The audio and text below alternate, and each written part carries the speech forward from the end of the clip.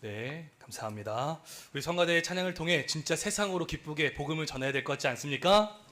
그런 마음으로 또 하나님이 오늘 우리에게 주신 말씀을 가지고 세상으로 나아갈 수 있는 여러분들의 삶이 되시기를 예수님의 이름으로 축복합니다. 아멘. 혹시 소통 전문가로 잘 알려진 김창호 교수의 강연을 들어보신 적 있으십니까? 교수님께서 여러 강연을 통해 자주 강조하시는 하나의 이야기가 있습니다. 그것은 바로 우리 몸에서 분비되는 다이돌핀이라는 호르몬에 대한 이야기입니다. 우리가 기쁘고 즐거울 때 나오는 호르몬이 뭔지 아십니까? 엔돌핀이 나온다는 것은 잘 알고 계실 것입니다. 그런데 설명에 따르면 이 다이돌핀은 엔돌핀보다 무려 4,000배나 강력한 효과를 가진 호르몬이라고 합니다. 그렇다면 이 엄청난 다이돌핀 호르몬은 언제 분비가 될까요? 바로 우리가 무엇인가를 새롭게 깨닫고 하면서 무릎을 칠 때, 혹은 누군가의 이야기에 깊은 감동을 받아 진심으로 공감을 할 때 우리 뇌에서 이 호르몬이 뿜어져 나와 우리의 면역력을 높여주고 스트레스를 해소하며 결과적으로 우리의 몸에 세포를 젊게 만들어 수명을 연장하는 데 큰 도움을 준다고 합니다. 제가 이렇게 엄청난 비법을 알려드렸음에도 불구하고 지금 아무도 를 안 하는 걸 보니 다들 지금 이미 충분히 젊으셔가지고 굳이 내가 수명을 연장할 싶은 생각이 있나? 다시 한번 기회를 드리겠습니다. 우리가 무엇인가 새롭게 깨닫고 하며 무릎을 칠 때, 아직 하시면 안 됩니다. 우리의 뇌에서 다이돌핀이 나와 우리의 몸의 세포를 젊게 만들고 수명을 연장하는데 큰 도움을 준다고 합니다. 네, 지금 무릎을 치며 하신 분들만 다이돌핀이 나오게 될 줄 믿습니다. 네. 제가 과거에 운동을 가르치는 트레이너로 근무를 할 때 트레이너는 두 부류로 나눠집니다. 한 부류는 자신의 몸을 깎는 고통을 이겨내며 바디 프로필 또는 피트니스 대회에 나가본 트레이너이고, 또 다른 부류는 그런 경험이 없이 자격증만 가지고 있는 트레이너입니다. 둘 다 똑같이 국가에서 발급한 생활체육 지도자 자격증을 가지고 있습니다. 하지만 한 부류는 근육이 찢어지는 고통과 배고픔을 견디며 실제 경험을 몸으로 살아내 봤고, 다른 부류는 책상에만 앉아 머리로만 알고 있습니다. 만약에 여러분들이 비싼 돈을 내고 PT를 받으신다면 누구에게 배우시겠습니까? 당연히 열이면 열, 실제로 경험을 해본 트레이너를 선택할 것입니다. 그렇다면 왜 그렇습니까? 근육을 찢는 고통과 절대된 식단으로 직접 몸으로 살아낸 자의 경험이 책상에 앉아 머리로 외운 지식보다 훨씬 더 중요하기 때문입니다. 제가 왜 이렇게 아는 것과 살아내는 것이 차이가 있는지를 말씀을 드린 이유는, 오늘 우리가 함께 읽은 로마서 5장의 말씀이 구원의 자격증을 얻는 것으로 끝나는 것이 아니라 그 구원을 내 삶에서 어떻게 살아내고 누릴 것인가를 말씀하고 있기 때문입니다. 우리 본문 1절 말씀 함께 읽어보도록 하겠습니다. 1절입니다. 시작.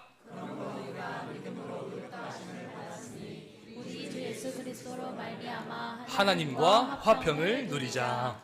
아멘. 우리가 이번 주 한 주 동안 함께 묵상한 로마서 1장부터 4장까지의 주된 내용은 무엇이냐? 바로 모든 사람은 죄인이며 율법, 즉 착한 행위나 종교적 규칙을 지켜서가 아니라 오직 예수 그리스도를 믿는 믿음으로만 의롭다함을 받는다라는 것입니다. 그렇다면 예수 그리스도를 믿는 믿음이 있다면 천국 백성이라는 완벽한 자격증이 생겼다라는 것입니다. 그러나 중요한 것은 무엇입니까? 그 자격증을 가지고 내 일상의 삶 속에서 알고 끝내는 것이 아니라 살아내고 누리는 것이 중요하다라는 것입니다. 그렇다면 왜 우리가 살아내고 누리는 것이 중요한지 우리가 스포츠 경기를 보면 그 이유를 알 수가 있습니다. 관중석에 앉아있는 사람들은 경기의 규칙도 알고 잘 알고 훈수도 둡니다. 하지만 중요한 것이 무엇입니까? 자신이 직접 뛰지 않았기 때문에 늘 팔짱만 낀 채 평가와 비판만 합니다. 그런데 반대로 땀을 흘리며 필드를 뛰는 실제 선수들은 어떠합니까? 내가 직접 호흡하고 부딪히며 뛰기 때문에 승리에 벅찬 감동도 있고 때로는 눈물 젖은 아쉬움도 있지만 가슴 터질 듯한 뭐가 있습니까? 희로애락이 있습니다. 그렇다면 예수님을 믿는 믿음으로 말미암아 구원이라는 자격증이 주어진 여러분들의 삶에는 지금 직접 필드에 뛰는 선수와 같은 신앙의 희로애락이 살아 숨쉬고 있으십니까? 예수 믿는 것이 정말 기쁘고 즐거우십니까? 신앙생활은 예수님을 믿었다는 자격증 하나 들고 관중에 앉아있는 것으로는 절대로 그 진짜 즐거움을 누릴 수 없다라는 것입니다. 어느덧 남자아이 2명의 아버지가 된 저로서 한 가지 깨달은 것이 있습니다. 우리 뱃속에 있는 다니와 또 우리 다니와 뱃속에 있는 우왕이가 잘 살고 못 살고 중요한 것이 아니라 아버지로서 그냥 즐겁게 행복하게 살았으면 하는 것이 아버지가 된 저로서 바라는 단 한 가지입니다. 오늘 우리의 아버지 되시는 하나님도 저와 동일한 생각을 하고 계신 줄 믿습니다. 왜냐? 하나님이 오늘 우리에게 원하시는 것이 무엇인지 오늘 본문 11절 말씀을 보면 이렇게 말씀하십니다. 우리 11절 말씀 함께 읽어보도록 하겠습니다. 시작! 그뿐 아니라 이제 우리로 화목하게 하신 우리 주 예수 그리스도로 말미암아 하나님 안에서 또한 즐거워하느니라. 아멘. 하나님 안에서 즐거워하는 삶, 이것이 하나님이 오늘 이 자리에 나와 예배하는 우리에게 바라시는 모습인 줄 믿습니다. 그런데 여기에는 전제 조건이 붙습니다. 바로 하나님 안에서 즐거워하는 삶을 살아가기 위해서는 우리가 예수를 믿는 믿음으로 말미암아 구원을 받았다면 이제는 아는 것을 넘어 삶으로 살아내야 된다라는 것입니다. 그럼 우리가 하나님 안에서 즐거운 삶을 살아가기 위해서 우리가 해야 될 일들은 무엇일까요? 오늘 우리에게 주신 말씀을 통해 우리가 살아가야 할 3가지의 모습을 함께 나누어 보도록 하겠습니다. 우리 삶의 첫 번째 모습, 우리 PPT 보시고 함께 읽어보도록 하겠습니다. 시작! 신뢰함으로 누리는 화평. 아멘. 우리 1절 말씀 함께 읽어보겠습니다. 시작! 그러므로 우리가 믿음으로 의롭다 하심을 받았으니 우리 주 예수 그리스도로 말미암아 하나님과 화평을 누리자. 아멘. 여기서 이 의롭다 하심을 받았다라는 것은 법정에서 재판장이 너는 무죄다라고 선언하는 것입니다. 예수 그리스도를 믿는 믿음으로 말미암아 우리는 의롭다 하심을 받은 무죄 판결을 받은 자들인 줄 믿습니다. 그렇다면 여러분들의 일상 속에서 의롭다 하시는 하나님이 주시는 화평을 누리고 계십니까? 여기서 말하는 화평은 단순히 내 삶에 아무런 문제나 고난이 없는 온실 같은 상태, 즉 세상이 말하는 심리적인 안정을 뜻하는 것이 아닙니다. 이 화평은 창조주 하나님과 완전한 관계 회복을 뜻하는 단어입니다. 그럼 이 완전한 관계 회복이 무엇인지 보여주는 한 인물이 있습니다. 우리가 잘 알고 있는 다윗입니다. 자신의 아들 압살롬에게 쫓기던 그 절망적인 밤에 다윗은 이렇게 고백하며 잠자리에 듭니다. 우리 시편 4편 8절 말씀을 함께 읽겠습니다. 시작! 내가 평안히 눕고 자기도 하리니 나를 안전하게 살게 하신 이는 오직 여호와이시니이다. 아멘. 여기에 내가 평안히 눕고 자기도 하리니 여기서 평안이라는 단어는 히브리어 샬롬입니다. 세상이 말하는 평안은 그저 문제가 없는 상태를 말합니다. 하지만 성경에서 말하는 샬롬은 다릅니다. 샬롬의 진짜 뜻은 깨어졌던 것이 본래의 자리로 돌아간 온전함이라는 뜻을 가지고 있습니다. 죄로 인해 끊어졌던 하나님과의 관계가 다시 온전히 이어져 내 삶의 빈틈이 완벽하게 채워진 상태, 그것이 샬롬이고 신약에서는 이를 화평이라고 부릅니다. 오늘 다윗을 보면 그는 자신의 목숨을 노리는 수많은 대적들, 심지어 아들의 배신이라는 참담한 절망 속에 있었습니다. 그러나 그는 밤이 되자 2 발을 뻗고 깊은 잠에 빠집니다. 어떻게 그럴 수 있었을까요? 상황은 지옥 같았지만 다윗의 시선이 나를 쫓는 압살롬이 아니라 나와 온전히 관계 맺고 계신 하나님을 향해 있었기 때문인 줄 믿습니다. 그렇다면 예수 그리스도를 통하여 의롭다 하심을 받은 여러분들은 오늘 다윗이 경험한 하나님과의 완전한 관계 회복을 삶에서 누리고 계십니까? 아멘 소리가 점점 작아요. 사실 우리가 분명히 예수님을 믿는 믿음으로 의롭다 하심을 얻은 자들에도 불구하고 우리는 하나님과 완전한 관계 회복을 누리는 못하는 경우가 많지 않습니까? 여기서는 아멘 해주셨어요. 그럼 여기서 우리는 질문을 해야 합니다. 왜 우리는 머리로는 알고 있지만 이것을 삶으로 살아내지 못해서 결국 화평을 누리지 못하는 것인가? 저는 이 해답이 오늘 1절과 2절 안에 담겨 있다고 생각을 합니다. 오늘 1절과 2절 말씀을 보면 우리가 의롭다 하심을 받은 경로가 무엇인지를 너무나 자세하게 기록되어 있습니다. 우리가 믿음으로 말미암아 의롭다 하심을 받았으니 또한 그로 말미암아 우리가 믿음으로 서 있는 은혜에 들어감을 얻었으며, 제가 좀 액센트를 줬는데 공통적인 단어 발견하셨습니까? 바로 믿음입니다. 근데 우리가 이 믿음에 대해 흔히 오해하는 것이 하나 있습니다. 믿음을 마치 내가 쥐어짜야 하는 나의 열심이나 하나님께 구원이라는 티켓을 얻기 위해 지불해야 하는 나의 공로로 착각할 때가 있다라는 것입니다. 하지만 1절과 2절이 공통적으로 가리키고 있는 이 믿음의 핵심은 무엇입니까? 철저하게 우리 주 예수 그리스도로 말미암아 주어지는 수용적인 믿음인 줄 믿습니다. 우리는 처음 구원받았을 때는 오직 예수 그리스도의 십자가의 공로로 믿음으로 구원받았음을 고백합니다. 그러나 막상 구원받은 이후에 일상을 살아갈 때는 그 예수님을 향한 믿음은 슬며시 내려놓고 다시 나의 행위와 나의 어떠함을 그 자리에 채워 넣으려고 합니다. 왜 그럴까요, 도대체? 그것은 바로 우리가 살아가는 세상의 가치에 우리의 생각이 변화되기 때문입니다. 제가 우리 장모님과 장인어른을 잘 만나가지고 서울 잠실에 있는 롯데월드타워 81층 최고급 럭셔리 호텔 안에 있는 스테이라는 레스토랑에서 디너를 먹은 적이 있습니다. 좀 있어 보이게 디너를 먹은 적이 있습니다. 솔직하게 말하면 음식의 맛은 기억이 안 나는데 제가 진짜 아직도 기억나는 게 하나 있습니다. 그 날짜가 일단 24년 7월 1일 월요일이었습니다. 근데 3일 전 금요일에 저에게 문자가 옵니다. 예약 날짜, 장소, 인원, 오시는 방법, 주차에 관한 문자입니다. 근데 제가 정말 놀란 것이 무엇이냐? 그 아래에 있는 이 레스토랑의 규칙입니다. 뭐든지 첫 번째 규칙이 제일 중요한 거 아시지 않습니까? 첫 번째 규칙이 뭐라고 적혀 있는지 문자 그대로를 읽어드리겠습니다. 드레스 코드, 비즈니스 캐주얼, 원활한 서비스 제공을 위해 입장 시 트레이닝 팬츠와 반바지, 슬리퍼, 샌들을 착용을 제한하고 있사오니 너그러운 양해를 부탁드립니다.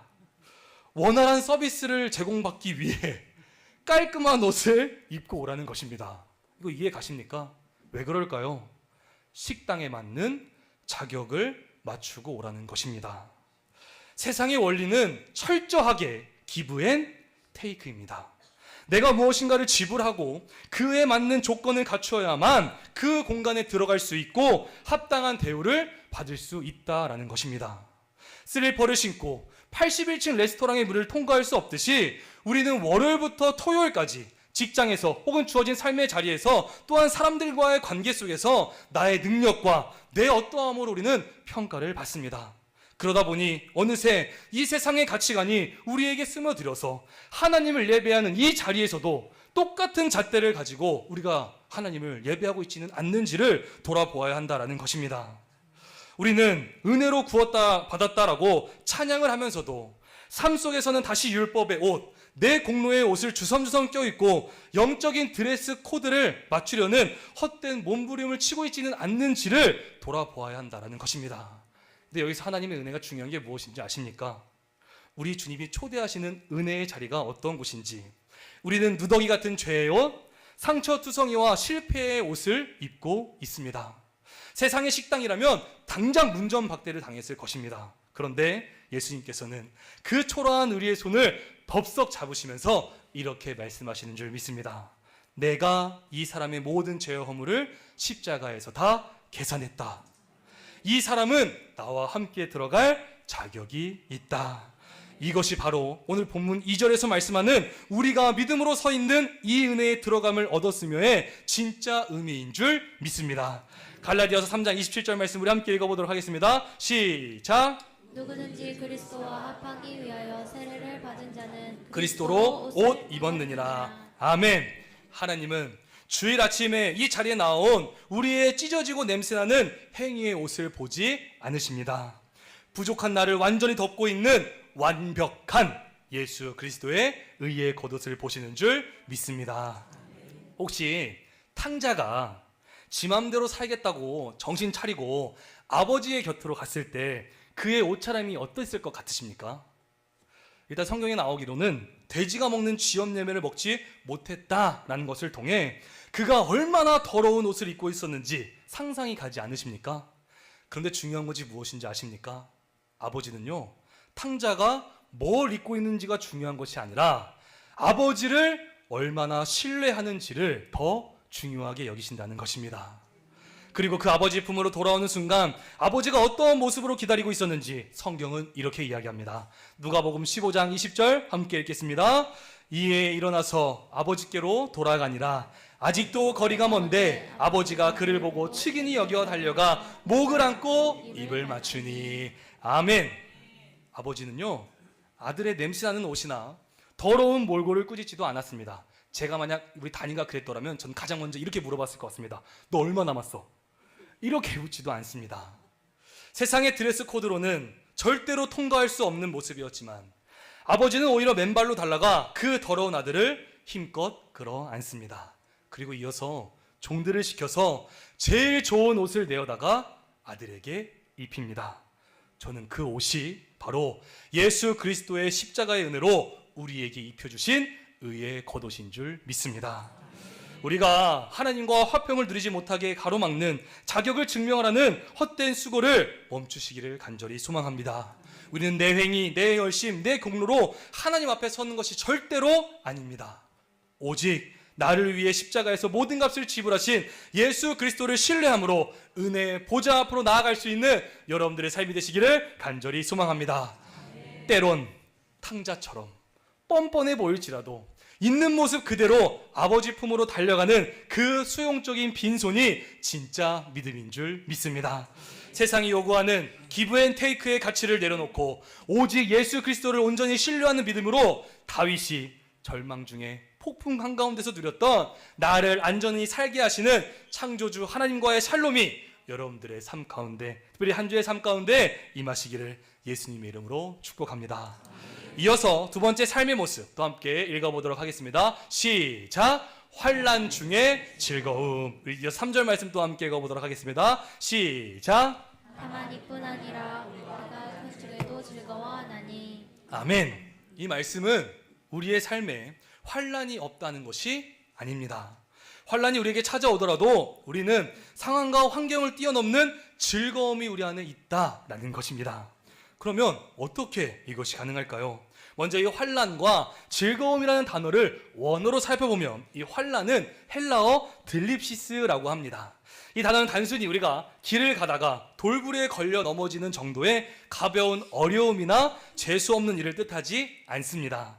고대 사회의 들립시스는 올리브 열매나 포도를 거대한 돌로 짓눌러 즙을 짜는 기구를 의미하는 단어입니다. 즉 뼈가 으스러질 것 같고 숨이 턱턱 막힐 정도로 나를 짓누르는 극심한 압박과 고통을 뜻합니다. 지금 당장 내 힘으로는 도저히 해결할 수 없는 사방이 꽉 막혀 나를 질식시킬 것만 같은 그 눌림이 환난, 들립시스라는 것입니다. 이어서 이 즐거워하나니라는 단어는 헬라어 카우카우마이라고 하는데 이 단어는 속으로 피눈물을 흘리면서 겉으로만 억지로 웃어 보이는 위선적인 미소가 아닙니다. 원어의 뜻을 보면 자랑하다, 환호성을 지르다, 승리를 확신하며 기뻐 뛰다 라는 뜻을 가지고 있습니다. 그럼 자, 두 단어를 합성해 보면 나를 짓눌러 으스러뜨리는 그 처절한 고통의 순간에 억지로 참는 것이 아니라 오히려 확신에 차서 자랑하고 승리를 확신하며 기뻐 뛴다라는 것입니다. 어떻게 이런 기적이 일어날 수 있을까요? 나는 할 수 있다. 긍정의 힘입니까? 아닙니다. 바울이 환난 중에도 환호할 수 있었던 이유는 환난 자체가 좋아서가 아니라 그 환난이 내 안에서 만들어내는 공식을 정확히 알고 있었기 때문입니다. 학창 시절에 수학 공식을 못 외우신 분도 이 영적 공식은 꼭 외우시기를 바랍니다. 왜냐? 수학 공식은 삶에서 사용되는 일은 거의 없지만 이 영적 공식은 우리의 삶에서 꼭 사용되기 때문인 줄 믿습니다. 우리 그 공식이 무엇인지 3절과 4절 말씀 함께 읽어보도록 하겠습니다. 시작! 이는 환난을, 인내는 연단을 소망을 이런 이루는 줄 줄 알미로다. 알미로다. 아멘. 이것을 1부 예배 때 가리고 했을 때도 다 외우셨는데 우리 2부 성도님들도 한번 테스트 해보도록 하겠습니다. 자, 환난의 공식 준비 시작! 연대는 소망을. 아멘. 역시 사람이 맞는 게 좋습니다. 이렇게 해도 얼추 다 되는. 네. 바울이 경험한 환난이 그의 삶의 자랑이 되고 환호성이 될 수 있는 것은요, 환난은 뭘로 이어집니까? 반드시 소망으로 결론이 맺어진다는 사실을 알았기 때문입니다. 그러나 중요한 것이 무엇입니까? 환난이 소망으로 가는 과정에는요, 빠지지 않고 찾아오는 두 가지의 단어가 있습니다. 그것이 무엇입니까? 인내와 연단이라는 것입니다. 오직 예수님을 믿는 믿음으로 말미암아 구원을 받아서 그런지 우리의 모습을 보면 날로 먹는 것을 굉장히 좋아하지 않으십니까? 그런데 날로 먹으면 어떻게 되는 줄 아십니까? 탈이 납니다. 저는 여러분들의 삶이 예수님을 믿는 믿음으로 말미암아 구원받은 것 외에는 날로 먹는 삶을 살아가지 않는 여러분들의 삶이 되시기를 예수님의 이름으로 축복합니다. 그럼 어떻게 먹어야 탈이 안 납니까? 정답입니다. 끓는 물로 삶아서 익혀서 먹으면 됩니다. 저는요, 이 끓는 물로 삶아서 먹는 것이 바로 인내와 연단이라고 생각을 합니다. 그럼 우리가 어떠한 인내와 연단을 해야 되는지, 먼저 성경이 말하는 인내와 연단은요, 우리가 생각하는 인내와 연단이랑 다릅니다. 우리가 흔히 인내하면 무슨 생각이 떠오릅니까? 이를 깎게 물고 자신의 주먹을 쥐면서 어쩔 수 없이 버티는 것을 생각하며 시간이 약이다, 언젠가는 지나가겠지라며 체념하는 것을 인내라고 오해를 합니다. 그러나 성경에서 말하는 인내라는 단어를 원어로 보면 휘포모네라고 하는데 두 단어의 합성어입니다. 먼저 휘포는 아래에라는 뜻이고 메노라는 것은 머물다라는 단어입니다. 즉 성경에서 말하는 인내는 무작정 고통을 견디는 수동적인 버팀이 아닙니다. 내게 주어진 환난이라는 무거운 짐 아래에서 도망치지 않고 그 자리에 적극적으로 머무르며 나를 단련하시는 하나님의 뜻에 순종하는 것이 바로 인내라는 것입니다. 그리고 이렇게 십자가 아래에 머물며 인내할 때 비로소 우리의 삶에 연단이라는 놀라운 은혜가 주어집니다.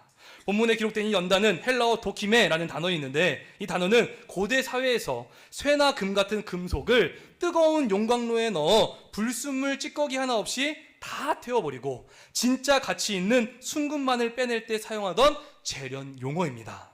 우리가 환난을 당하고 그것을 십자가 아래에서 인내할 때 내 안에 덕지덕지 붙어있던 세상의 헛된 욕망들, 나의 자존심, 내 힘으로 살아보려 했던 교만함이란 불순물들이 그 환난의 불길 속에 다 타버리게 된다라는 것입니다. 그리고 마침내 오직 예수 그리스도를 향한 순전한 믿음이라는 진짜 순금만 남게 되는 것입니다. 이것이 바로 연단이라는 것입니다. 이러한 환난의 공식이 무엇인지 삶으로 보여준 인물이 하나 있습니다. 우리가 너무나 잘 아는 욥이라는 인물입니다. 혹시 욥이 환난을 받는 이유가 뭔지 아십니까? 성경에서 욥이 환난을 받는 이유는 이것밖에 없습니다. 욥기 1장 8절 말씀 우리 함께 읽어보도록 하겠습니다. 시작. 여호와께서 사탄에게 이르시되 내가 내 종 욥을 주의하여 보았느냐, 그와 같이 온전하고 정직하여 하나님을 경외하며 악에서 떠난 자는 세상에 없느니라. 아멘. 욥이 환난을 당하는 이유는요, 하나님 앞에 죄를 지어서가 아닙니다.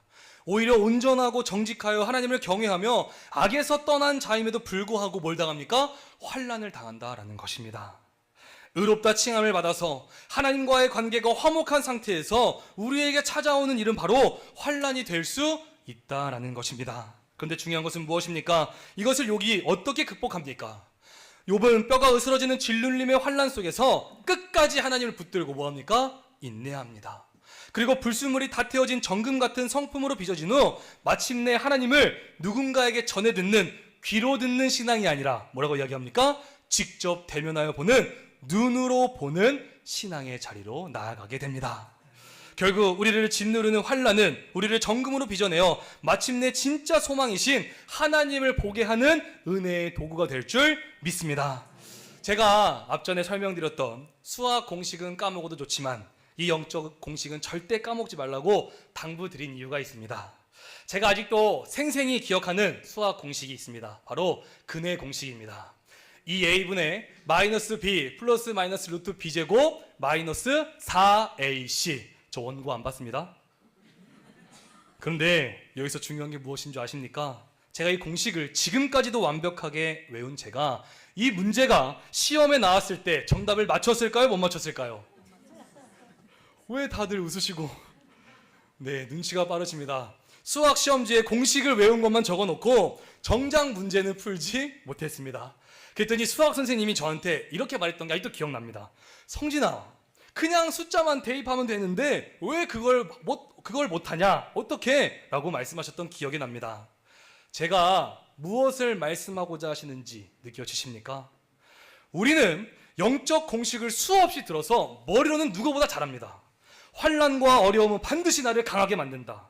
인내하면 결국 소망이 온다. 그런데 왜 실제로 우리의 삶에서는 그 공식대로 살아가지 못할까요? 왜 내 인생에 이 공식을 대입하기가 그토록 어렵다라고 생각을 하십니까? 그 이유는요, 바로 우리가 바라는 소망이 잘못되었기 때문입니다. 우리는 흔히 환난을 참고 견디면 내 눈에 보이는 상황이 좋아지겠지, 막혔던 재정 문제가 해결되겠지, 질병이 낫겠지라는 눈에 보이는 결과만을 소망합니다. 결국 내 뜻대로 상황이 바뀌기를 기대하며 내 인내심의 한계 안에서 주먹을 쥐고 버티려고 하니 결국 바닥이 나고 뭐만 남게 됩니까? 절망만 남게 된다는 것입니다. 그런데 성경이 말하는 진짜 소망은 그런 것이 아닙니다. 우리 성경이 말하는 소망이 무엇인지 로마서 8장 24절과 25절 한 목소리로 읽어보도록 하겠습니다. 시작! 우리가 소망으로 구원을 얻었음에 보이는 소망이 아니니 보는 것을 누가 바라리요. 만일 우리가 보지 못하는 것을 바라면 참음으로 기다릴지니라. 아멘. 우리가 바라고 원하는 참된 소망은 눈에 보이는 환경의 변화나 세상의 축복이 아닙니다. 우리의 진짜의 소망은 보이지 않는 것, 바로 구원인 줄 믿으시기를 바랍니다. 하나님께서 나를 끝까지 포기하지 않으시고 영원한 생명으로 이끄시는 그 보이지 않는 구원의 확신이 우리의 진짜 소망인 줄 믿습니다. 그러나 앞서 말씀드렸듯이 내 힘과 내 의지로는 이 공식이 절대로 풀리지 않는다라는 것입니다. 그래서 오늘 본문 5절은요, 이 공식을 풀 수 있는 유일한 해답이 무엇인지를 우리에게 이렇게 제시합니다. 우리 5절 말씀 함께 읽어보겠습니다. 시작! 소망이 우리를 부끄럽게 하지 않음은 우리에게 주신 성령으로 말미암아 하나님의 사랑이 우리 마음에 부은 바 됨이니. 아멘. 이 환난의 공식이 내 삶에 완성되기 위한 결정적인 동력은 내 주먹이 아니라 바로 하나님 사랑과 그 사랑을 부어주시는 성령님인 줄 믿으시기를 바랍니다. 여기서 이 부음과 됨이라는 번역된 이 헬라어는요, 에크케고라고 하는데 우리가 생각했을 때 찔끔찔끔 물 한 방울 떨어뜨리는 것이 아니라 폭포수처럼 콸콸콸 쏟아 부어 차고 넘치게 하는 상태를 뜻하는 단어입니다. 우리가 환난과 거대한 돌에 짓눌려 숨이 턱턱 막히고 내 안에 모든 힘이 다 빠져나갔을 때 바로 그 빈 공간에 성령님께서 하나님의 사랑을 폭포수처럼 부어주실 줄 믿습니다. 당장 내 눈앞에 보이는 상황은 하나도 변한 것이 없고 여전히 고통스럽지만 성령님을 통해 부어주시는 그 압도적인 십자가의 사랑을 경험할 때 우리는 깨닫게 될 줄 믿습니다. 아, 하나님이 나를 잊으신 것이 아니구나. 나를 버리신 것이 아니구나. 하나뿐인 아들을 내어주신 그 사랑이 지금 이 순간에도 나를 덮어 구원하고 계시는구나. 우리가 환난 중에서도 즐거워하고 환호성을 지를 수 있는 이유는요, 언젠가 눈에 보이는 상황 때문에 좋아지겠다 하는 막연한 낙관주의가 아닙니다. 비록 눈에 보이지는 않지만 성령께서 부어주시는 확실한 하나님의 사랑이 나를 구원을 확증해 주시기 때문인 줄 믿습니다. 꼭 기억하시길 바랍니다. 수학 공식은, 이 공식은 내 힘으로 억지로 푸는 것이 아니라 성령께서 하나님의 사랑을 부어주실 때 보이지 않는 구원의 소망을 향해 저절로 풀리게 되는 줄 믿습니다. 사랑하는 성도님들, 머리로만 알고 있던 이 영적 공식이 여러분들의 실제 삶의 능력이 되기를 원하십니까? 그렇다면 오늘 꽉 쥔 내 주먹에 힘을 빼고 성령님을 의지할 수 있는 여러분들이 되시기를 간절히 소망합니다. 주님, 제가 지금 사방이 막힌 환난 아래에 있습니다. 눈에 보이는 해결책이 없어 내 힘으로는 더 이상 인내할 수 없습니다. 그래서 이 시간 성령님을 통하여 십자가의 그 사랑을 내 메마른 심령에 폭포수처럼 부어 주시옵소서. 그래야 보이지 않는 참된 구원의 소망을 바라보게 하여 주시옵소서. 우리의 짓눌린 심령에 이 하나님의 사랑이 가득 부어질 때 비로소 환난은 인내는 연단은 소망을 이루게 될 줄 믿습니다. 세상의 그 어떠한 환난이 여러분들을 짓누를지라도 성령께서 부어주시는 십자가의 사랑으로 넉넉히 이겨낼 수 있는 여러분들의 삶이 되시기를 간절히 소망합니다. 마지막 세 번째 삶의 모습입니다. 우리 함께 또 화면 보고 읽어보도록 하겠습니다. 시작! 하나님 자체를 기뻐하는 누림. 아멘. 오늘 바울은요 6절에서 11절까지 우리가 받은 그 사랑의 정체가 무엇인지를 밝히고 있습니다. 우리 8절 말씀 함께 읽어보도록 하겠습니다. 시작! 우리가 아직 죄인 되었을 때에 그리스도께서 우리를 위하여 죽으심으로 하나님께서 우리에 대한 자기 사랑을 확증하셨느니라. 아멘. 이 한 구절 안에는요 세상의 사랑과 하나님의 사랑이 어떻게 다른지 극명하게 보여주는 단어 하나가 있습니다. 그것이 무엇인 줄 아십니까? 아직이라는 단어입니다. 우리가 누군가에게 진실된 사랑의 고백을 듣게 되는 순간이 언제라고 생각을 하십니까? 내가 가장 멋지고 내가 가장 완벽할 때 듣는 사랑도 너무나 달콤하지만 내가 가장 밑바닥, 가장 연약하고 가장 초라한 모습을 보였음에도 불구하고 그래도 나는 당신을 사랑한다라는 말을 듣게 되었을 때 우리의 마음이 녹아내리지 않으십니까? 제가 남천안교회에 와서 정말 감사한 건지 무엇인지 아십니까? 때론 제가 분명히 설교를 하고 있는데도 불구하고 제가 지금 무슨 말을 하고 있는지 모르겠는데 저한테 오셔서 성도님들이 은혜 받았습니다. 목사님 가면 갈수록 설교가 좋아지십니다. 저는 이 말을 들을 때마다 제 마음이 완전히 녹아내립니다. 왜냐? 가장 밑바닥, 가장 연약하고 가장 부끄러운 모습이지만 저를 사랑으로 안아주시는 여러분들이 계시기 때문입니다. 바울은요 하나님의 사랑이 우리에게 언제 부었는지를 세 가지의 영적 상태로 정리를 합니다. 6절에 보면 우리가 아직 연약할 때, 이건 스스로 구원할 능력이 전혀 없다라는 뜻입니다. 또 이어서 8절을 보면 우리가 아직 죄인 되었을 때, 죄인이란 건 하나님의 관역을 벗어나 내 맘대로 살아가고 있다라는 것입니다. 그리고 마지막 결론이 기가 막힙니다. 10절에 보면 우리가 하나님과 원수 되었을 때라고 선언을 합니다. 여기서 중요한 것은요 하나님은 우리가 자격을 갖출 때까지 기다리지 않는다라는 사실입니다. 우리가 깨끗해지기를 기다리시는 것이 아니라 우리가 여전히 죄의 오물 속에 뒹굴며 하나님을 향해 등을 돌리고 주먹질을 하던 그 원수된 순간에 당신의 하나뿐인 아들을 십자가에 매달아 죽이셨습니다. 8절의 마지막은 그 십자가의 사건을 이렇게 결론을 맺습니다. 하나님께서 우리에 대한 자기의 사랑을 확증하셨느니라. 아멘. 이 확증하다는 건 단순 우리가 감정적으로 내가 너를 사랑해 라는 수준이 아닙니다. 법정에서 더 이상 반박할 수 없는 가장 결정적인 객관적인 증거를 들이밀어 입증해낸다라는 뜻입니다. 이 엄청난 십자가의 확증을 깨달은 자의 삶의 결론이 무엇입니까? 우리 11절 말씀 함께 읽어보도록 하겠습니다. 시작! 그뿐 아니라 우리로 화목하게 하신 우리 주 예수 그리스도로 말미암아 하나님 안에서 또한 즐거워하느니라. 아멘. 구원받은 우리의 삶은 달라져야 되는 줄 믿습니다. 우리가 기뻐하고 환호한 이유는요 내 환경이 풀리거나 내 통장 잔고가 쌓이거나 내 건강이 회복되었기 때문이 아닙니다.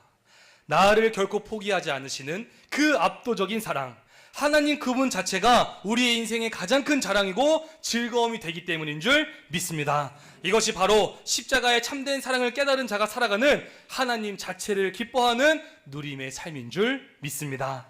특별히 나를 향한 이 조건 없는 사랑을 우리 가슴에 새기며 날마다 하나님 한 분만을 인하여 참된 기쁨과 즐거움을 누리시는 여러분들의 삶이 되시기를 예수님의 이름으로 축복합니다. 결론을 오늘 설교를 총정리하는 하나의 영상을 보여드리도록 하겠습니다. 이 영상은요 제가 올해 청소년부 부활절 예배 때 사용했던 영상입니다. 영상 보고 마무리하도록 하겠습니다. 이름은 김라엘입니다. 제 동생의 이름은 김유혜입니다. 동생 이름은 김희애. 낯선 카메라 앞에서도 씩씩하게 자기소개하는 아이들. 장기기증자 김겸 씨가 세상에 남긴 따뜻한 흔적입니다. 찬양을 부르고 있었는데 남편이 한 두 번째인가 세 번째 곡을 연주하다가 갑자기 쓰러졌어요. 우리 셋째가 이제 100일이라 제발 살려달라고. 급성 뇌출혈로 인한 뇌사 판정. 비극 속에서 아내는 남편의 신분증에 있던 장기기증 스티커를 떠올렸습니다. 남편의 신분증에 붙어있던 스티커가 생각이 났어요. 20대 때부터 품어온 약속. 가족은 기증을 기다릴 다른 환자들을 위해 어려운 결심을 내렸습니다. 우리 아기는 이제 100일 지난 셋째고 아빠의 얼굴을 몰라요. 그런데 그렇게 우리가 간절하게 아빠를 생각하는 것처럼 그 생명을 위해서 간절히 장기기증을 기다리고 애타게 찾고 있을 사람들이 제 마음을 너무 울리는 거예요. 죽음을 통해 생명을 남기고 간 김겸 씨. 심장과 폐, 간장, 신장 양측과 안구 양측까지 기증해 7명에게 새 삶을 선물했습니다. 아울러 100여 명에게 인체 조직을 기증하고 하늘로 떠났습니다. 마지막이 아름다웠던 사람. 저는 우리 남편의 마지막을 기억해 주셨으면 좋겠어요. 숭고한 생명 나눔을 택한 아빠. 누군가의 내일이 되었을 아빠를 위해 아이들은 아빠가 좋아하던 그 노래로 배웅을 대신합니다. 아빠 힘내세요. 어디가 있잖아요. 아빠 힘내세요. 우리가 있어요. 아빠 사랑해요.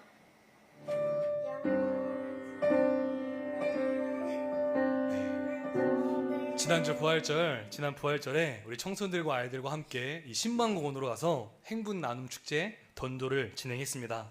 특별히 행복 나눔 축제를 준비하면서 재료는 우리가 절제하여 모아보자고 결단하여 자기가 먹고 싶은 거, 사고 싶은 거 꾹 참고 용돈을 모았습니다. 그렇게 모인 돈이 29,300원이나 됩니다. 모금액은 적었지만 하나님의 아름다운 계획으로 교회 안에 재료가 있어서 그 모금액을 하나님께 헌금을 드리고 신방 전도를 나갔습니다. 공원에서 지나가는 한 행인분께 제가 팝콘을 건네며 이렇게 말씀을 드렸었습니다. 이 팝콘은요, 우리 아이들이 예수님을 생각하면서 자기가 용돈을 절제하여 모은 돈으로 준비한 것이니 맛있게 드셔주세요. 그랬더니요, 그분의 반응이 굉장히 놀라웠습니다. 그 말을 듣자마자 건네받은 팝콘을 다시 저에게 돌려주시면서 이렇게 말씀하십니다. 그런 팝콘을 제가 어떻게 먹습니까? 저는 부담스러워서 못 먹습니다. 하면서 저에게 다시 돌려주시는 것입니다.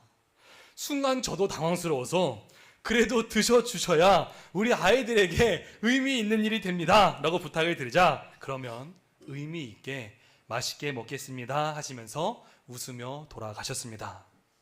세상 사람들은요, 아이들의 작은 절제와 희생이 담긴 팝콘 한 봉지 앞에서도요, 어떻게 이걸 그냥 가볍게 먹냐며 그 무게에 감격하고 부담스러워합니다. 그렇다면 팝콘 한 봉지가 아니라 온 우주의 창조자이신 예수 그리스도의 심장을 통째로 이식받은 여러분들의 삶은 과연 어떠하십니까? 우리를 살기 위해 십자가에서 물과 피를 전부 쏟으신 그 대속의 은혜를 값없이 받은 자로서 우리는 과연 일상에서 어떠한 즐거움을 살아가고 있느냐라는 것입니다. 오늘 영상 속에 나온 고 김경 성도는요, 7명의 장기를 100여 명의 인체 조직을 기증하고 하늘의 부름을 받게 됩니다. 또한 하루아침에 든든한 가장을 잃은 아내와 어린 세 자녀의 슬픔이 얼마나 컸겠습니까? 하지만요, 영상 속 남겨진 가족들은 억장이 무너지는 환란 속에서도 옅은 미소를 지으며 인터뷰를 이어갑니다.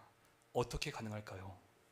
자신들이 받은 사랑, 그리고 남편과 아버지를 통해 다른 생명에게 흘러간 그 이식된 사랑의 진짜의 가치를 알기 때문인 줄 믿습니다.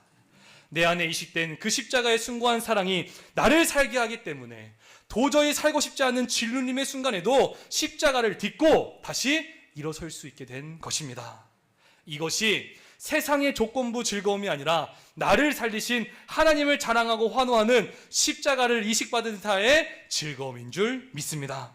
저는요, 오늘 이 예배의 자리에 서기까지 딱 한 가지만 놓고 진짜 기도했습니다. 그것은요, 하나님, 일주일 동안 치열한 세상 속에서 환난을 당하며 지치고 상한 마음으로 겨우 이 1시간 예배의 자리에 나온 우리 서로 성도님들에게 하나님이 주실 수 있는 샬롬과 평안이 가득 부어지게 하여 주시옵소서.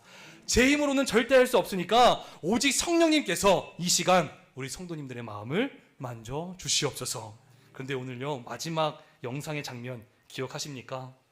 아이들이 불렀던 그 노래, 아빠 힘내세요 우리가 있잖아요.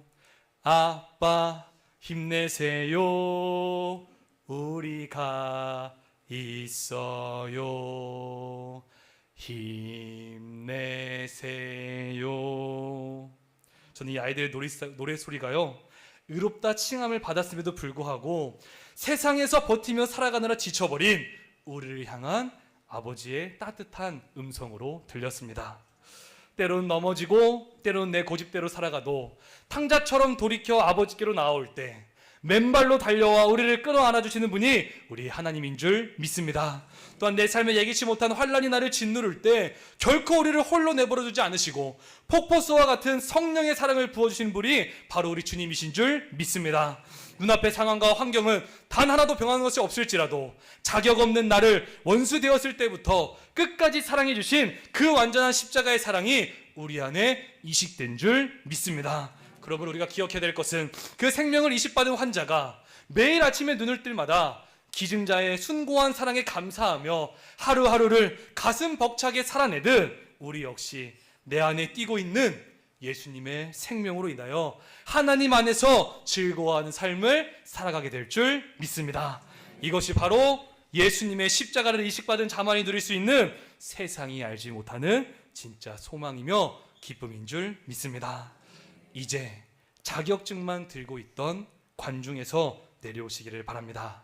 우리에게 생명을 주신 하나님 안에 마음껏 기뻐하고 즐거워하며 삶의 자리를 뛰어다닐 수 있는 여러분들의 삶이 되시기를 간절히 소망합니다. 어떠한 환난과 어려움에도 내 안에 이식된 십자가의 사랑과 생명을 자랑하며 힘찬 환호성을 지르는 의롭다 칭함을 받은 자의 즐거운 삶을 살아내는 저와 여러분들의 한 주의 삶이 되시기를 예수님의 이름으로 축복합니다. 우리 시간 말씀을 기억하며 함께 기도하겠습니다. 하나님, 특별히 이번 한 주 우리가 가장 기쁘고 즐겁게 살아가기를 원하시는 분이 우리 하나님인 줄 믿습니다. 우리는 그리고 그 하나님이 우리를 그냥 보내시는 것이 아니라 오늘 아이들이 마지막에 고백했던 것처럼 아빠 힘내세요 우리가 있잖아요. 이 고백이요, 하나님이 오늘 여러분들에게 힘을 내어주시는 힘으로 받을 수 있는 여러분들의 삶이 되시기를 간절히 소망합니다. 보다 그 힘을 우리가 누리기 위해 필요한 것이 무엇입니까? 내가 그렇다면 이제 세상의 인정을, 이 세상의 가치를 따라가는 것이 아니라 나의 더럽고 냄새나는 옷을 바라보지 않으시고 그리스도의 의의 옷을 입혀주신 그 하나님을 우리가 신뢰하며 화평을 누리는 삶이 되게 하여 주시고, 특별히 환난과 어려움이 찾아올 때 하나님 내 주먹으로 버티려고 하는 것이 아니라 하나님께서 부어주시는 그 사랑, 성령으로 부어주시는 그 사랑으로 내가 환난에서 소망을 누리는 삶을 살아가는 우리의 삶이 되게 하여 주시옵소서. 그리고 가장 중요한 것, 그리하여 이제 나의 기쁨은요, 눈에 보이는 것이 아니라 하늘의 소망, 구원에 대한 소망을 붙들고 하나님 자체를 기뻐하고 즐거워하는 한 주의 삶이 되게 하여 주시옵소서. 우리 시간 함께 통성으로 다 같이 기도하시겠습니다. 사랑과 은혜가 충만하신 아버지 하나님 감사합니다. 특별히 오늘 말씀을 통해 다시 한번 힘들고 어려운 삶을 살아가는 의롭다 칭함을 얻었음에도 불구하고 주어진 우리의 삶의 자리는 늘